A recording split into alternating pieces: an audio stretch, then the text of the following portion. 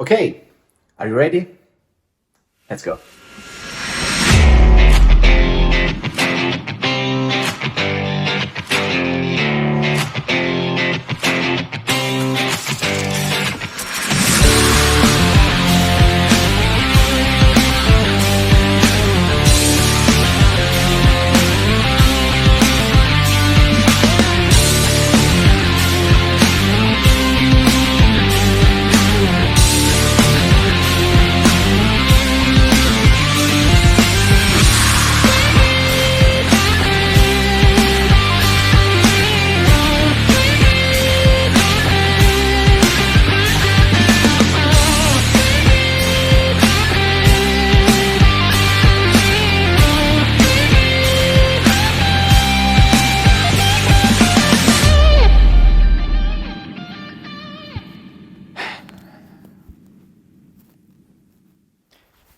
Ciao ragazzi, I'm Danilo, welcome back to another video, and for the first time, welcome to my new home studio.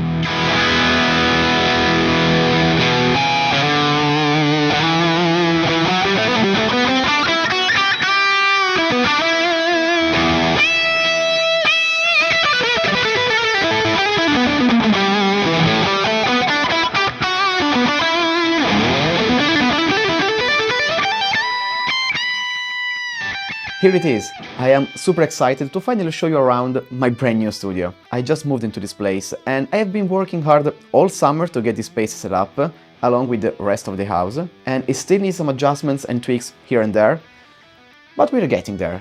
This is where I'll be making music, recording videos, and basically spending most of my days. I thought it'd be fun to give you a little tour, but not only that, I'll also show you some of my favorite gear, what I used to set up the studio, and yes, finally, a guitar collection update. So, without further ado, let's get right in. Okay, let's start with the desk. This is my new Magnus from Secret Lab. And the cool thing is that by using these tiny little buttons, I can raise and lower the entire desk. It is super convenient for working while standing, for example, so I don't have to spend the whole day sitting in a chair. Here we have my trusty 2-note Capture X. Next to it there's the Moto M4 audio interface and the heart of the setup, my Mac Studio, which I've been using for a few years now. And yes, the Ferrari logo is clearly there to make it go faster. Another new addition to the studio is the monitor. This is the Apple Studio Display. It's smaller than the one I used before, but the quality is way better. Below the display there's my super reliable Neural DSP Quad Cortex, which I use almost all the time for my videos. Here are the guitars, but we'll talk about those later. And yeah, here it is. This is the shelf of power, where I keep my amps.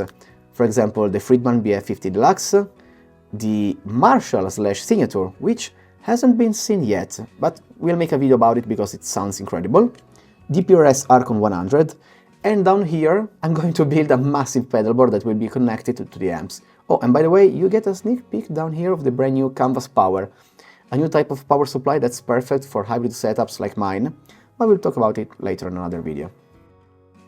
Here I have some of my pedals that I use frequently, always within reach. And the other big new addition is this, the new aperture light for videos, plus a huge softbox from a small rig. It's called Small Rig, but this thing is not small. It's really massive. I'm not sure if you can tell, just look at next to my hand for scale. Here, okay, see? This is huge. That's what she said! It's definitely a different setup compared to what I had in the old studio. Also, another huge difference from my previous setup is definitely this one. This huge softbox that I use as a key light. If you remember, in my whole studio I almost never use artificial lights, simply because I didn't know how to properly set them up. But this time I wanted to do things properly and give a more professional look to my videos. Well, to be honest, when I moved into this new space I was still a little lost on how to create the perfect lighting, and I'm still learning, but that's when I turned to Skillshare. On Skillshare I took a few classes on lighting setups for video production, and it completely changed the way I approach filming. The tips I picked up have made such a huge difference in the quality of my videos, like this one, Then now my studio looks and feels more professional, and I'm way more confident about how everything looks on camera. And I'm not kidding, just look at the difference compared to my last video in my old studio and this one. The cool thing about learning and taking classes on Skillshare is that you have a learn-by-doing approach to teaching, where members can create and share a project after completing a class, so you can get feedback from the community. You can also use learning paths that are a sequential class collection to master a specific skill or competency. If you're a creator like me or just someone looking to pick up new skills, Skillshare is an amazing platform. They offer thousands of classes taught by industry experts, covering everything from video production and photography, but also to music and design or whatever you may need. The best part? The first 500 people to use the link in my description will get a 1-month free trial of Skillshare. So don't wait, check out the link in the description and I'm sure you'll find the perfect class for your interests or to help you out, just like it did for me. Now it's finally time to do a guitar collection update, because something had to leave, like my Gibson Les Paul Gold Top. I know. But there's a couple of new additions that you may have missed, so let's dive right in. Let's start with the bang, my number one guitar. This is the Les Paul I got in Nashville, at the Gibson Garage if you remember. Fully stock and it's just unbelievable.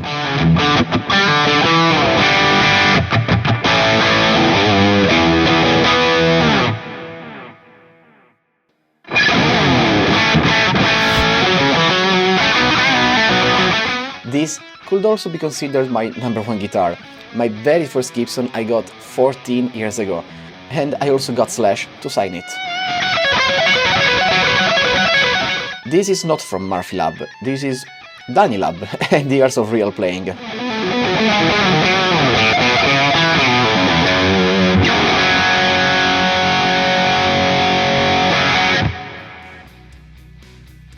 This is Arrow, my 58 Les Paul with this incredible good looking and unique flame top, shaped like an arrow, as the nickname. I just took the pickup cover off and the rest is completely stock.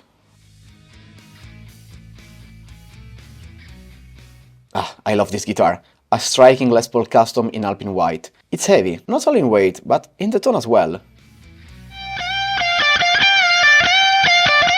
This is the 1963 Epiphone Firebird inspired by Gibson Custom Shop. Basically, it's an Epiphone fully loaded with Gibson custom hardware, pickups, wiring, and so on.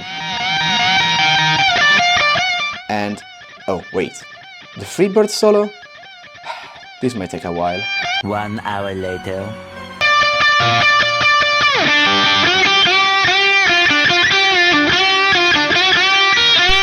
This is my Epiphone Explorer that I have heavily modified, not only with Seymour Duncan pickups, but also with fully gold hardware and pickguard. This 339 is compact, semi-hollow, and blends vintage style and modern playability, perfect for everything from blues to rock. Oh, and it's also not mine. I'll have to give it back to Gibson.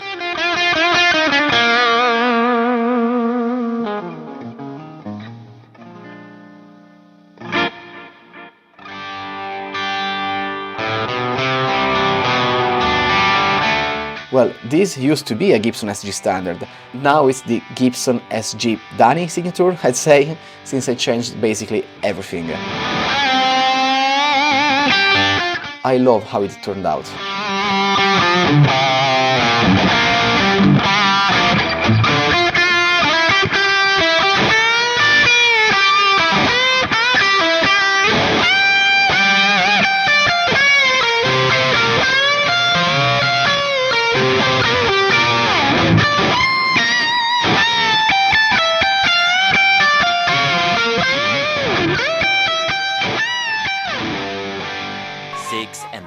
Hours later.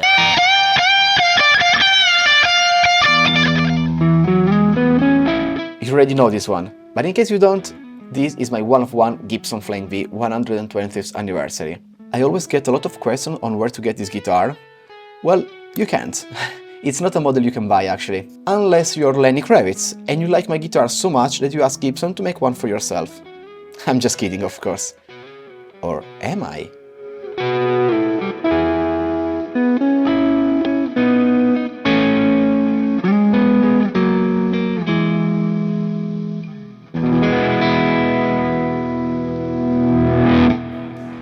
my very first Strat and my very first serious guitar. I actually sold and bought back this guitar because, as Charles Leclerc would say, I am stupid. And this is, well, I don't know what it is. It's a Danicaster? I don't know, I made it. Still cool. Day 2.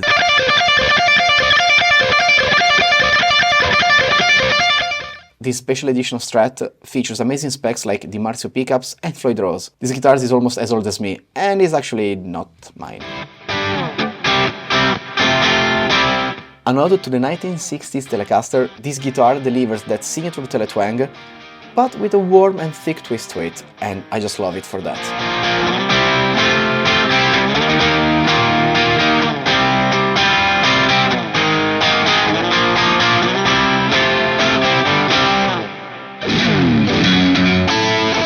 This is the Stratocaster, a unique custom shop Strat with this gorgeous turquoise finish over sunburst that I just fell in love with, and I had to get it.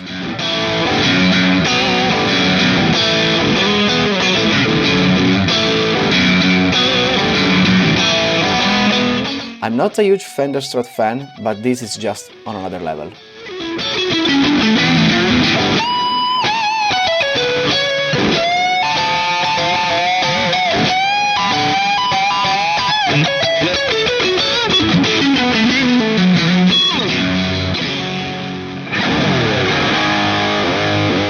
Inspired by Eddie Van Halen's legendary Frankenstrat, here's my Frankie. I love how raw and simple this guitar is. It plays like butter.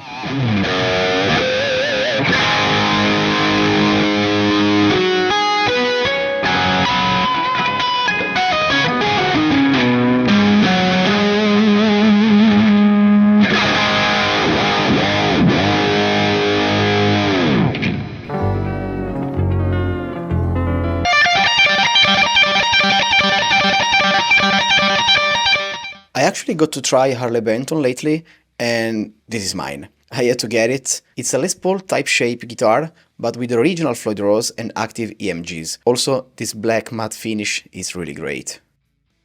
Ola England's pride and joy, the Solar S1.6 in Poplar Burst. This guitar screams heavy and metal, and it's amazing. I'm just not sure if I like the Evertune bridge or not. I'm still trying to figure it out. This is a cool one.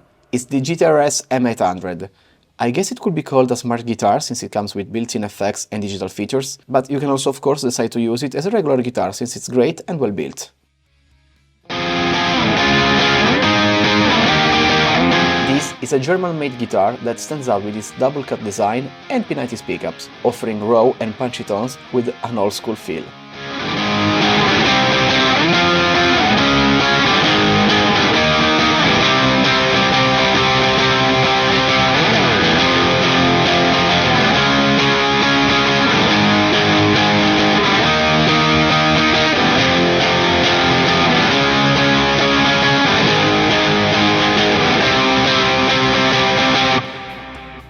This is my main acoustic guitar. It has a super balanced tone, perfect for both stage and studio. The second acoustic guitar I own is this compact and lightweight Lava Mi 4, offering a futuristic design with a tons of smart features and effects built in. Day 4.